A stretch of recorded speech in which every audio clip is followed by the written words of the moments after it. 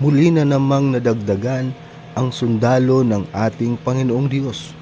Lalo silang dumadami sapagkat ito ang pangako ng Panginoong Diyos sa kanyang bayan na hindi niya ito pababayaan, iingatan niya ang kawan at lalo niyang pagtatagumpayin sa lahat nitong gawain, lalong-lalo na sa pagpapalaganap ng kanyang mga salita.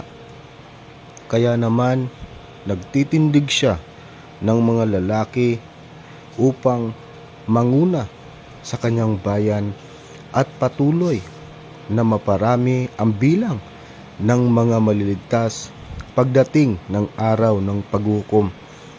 Binabati ko po ang lahat ng mga nagsipagtapos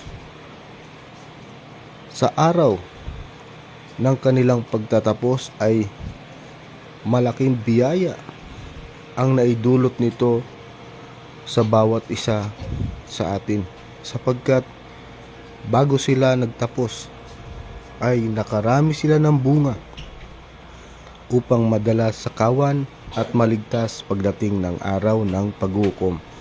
Congrats po sa lahat ng nagsipagtapos sa pag-aaral.